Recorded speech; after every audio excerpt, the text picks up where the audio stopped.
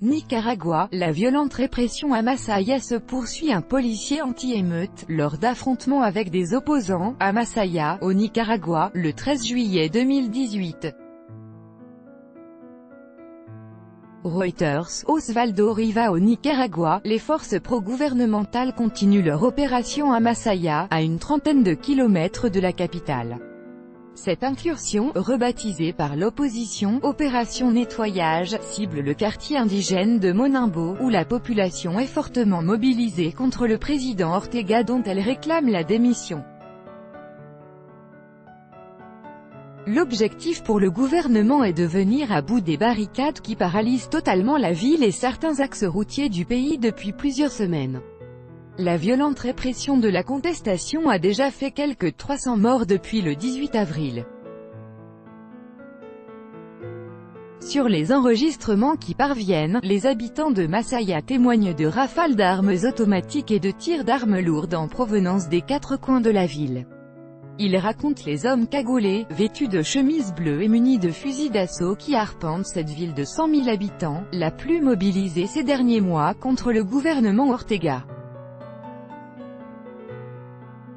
Pour l'avocate Juanita Jiménez, dont la famille se trouve sur place, la répression est encore montée d'un cran, il n'y a aucune limite. Sur les radios officielles, ils diffusent des chansons où ces gens sont désignés comme des terroristes, des messages qui encouragent les actes criminels des forces pro-gouvernementales contre la population civile. Pour Paul Oquist, le ministre nicaraguayen chargé des politiques nationales, l'avancée des forces pro-gouvernementales est une bonne chose. La promesse, dit-il, d'un rapide retour à la normale. La bonne nouvelle en provenance du Nicaragua est que le coup d'État a échoué.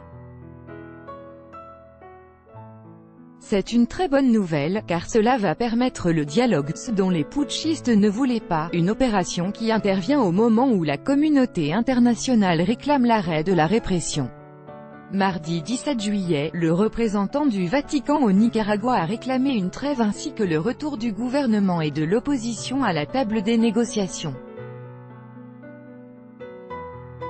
Le représentant du Vatican réclame une trêve. Le nonce apostolique Stanislav Valdemar Sommertag a exprimé mardi sa profonde préoccupation lors d'une conférence de presse. Il est le représentant du Vatican au Nicaragua. Il n'est pas acceptable de considérer que les morts et les victimes de la violence peuvent résoudre une crise politique et garantir la paix et la prospérité au Nicaragua.